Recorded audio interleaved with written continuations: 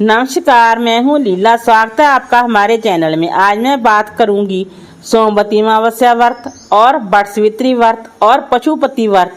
ये तीनों व्रत हम एक साथ कैसे करें।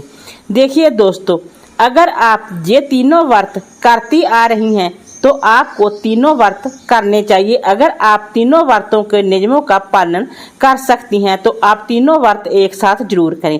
अगर आप इन तीनों व्रतों का नियमों का पालन एक साथ नहीं कर सकती हैं तो पशुपति व्रत को छोड़ दें और दूसरे व्रत जो साल में एक बार आते हैं उस व्रतों को आप जरूर करें और उन व्रतों के नियमों का आप पालन करें।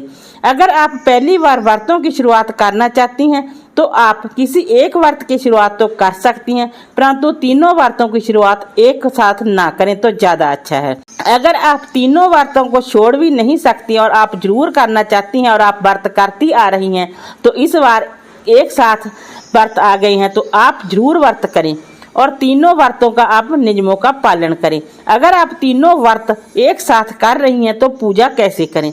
देखिए दोस्तों, अगर आप घर पर पूजा कर रही हैं तीनों व्रतों की तो आप सबसे पहले पशुपति व्रत की पूजा करें। शिवजी भोलेनाथ जी के समक्ष बैठकर आप पशुपति व्रत का संकल्प लें, पूजा करें और उसके बाद जब आपकी पूजा संपन्न हो जाए तो आप एक बार आसन से उठ जाएं और उसके बाद आप सोमवती अमावस्या का पूजन करें। चाहे तो आप मंदिर में जाकर पीपल वृक्ष की पूजा करें, चाहे आप घर पर तुलसी पूजन करें तो आप तुलसी पूजन कर सकती हैं, परिक्रमा फेरी लगा सकती हैं। जो भी आपने कोई चीज़ अर्पित करनी है वो आप अर्पित कर सकती हैं। अगर आपके घर के आसपास पीपल वृक्ष नहीं है तो आप सोमवती अमावस्या का पूजन तुलसी अगर आपके घर पर है तो आप तुलसी पूजन कर सकती हैं। अगर आपके घर में तुलसी भी नहीं है, पीपल वृक्ष आपके पास घर के आसपास नहीं है और मंदिर में आप जा नहीं सकती तो आप ऐसे में आप भगवान श्री हरि विष्णु का मूर्ति प्रतिमा को चौकी पर विराजमान करके भी आप सोमवती अमावस्या का पूजन कर सकती हैं, परिक्रमा फेरी लगा सकती हैं, सभी चीजें आप अर्पित कर सकती हैं। तुलसी ना ही आपके पास पीपल वृक्ष है, ना ही आपके पास तुलसी पौधा है और ना ही आपके पास भगवान श्री हरि विष्णु का कोई स्वरूप है तो आप कलश स्थापना करके भी सोमवती अमावस्या का पूजन विधि विधान से कर सकती हैं। इस तरह आप पूजन कर सकती हैं। अगर आप तीनों व्रतों के नियमों का पालन कर सकती हैं तो आप तीनों व्रत एक साथ जरूर करें। पहले आप पशुपति व्रत का पूजन संपन्न करें, उसके बाद आप सोमवती अमावस्या का पूजन संपन्न करें, उसके बाद आप वटसावित्री व्रत का पूजन संपन्न करें।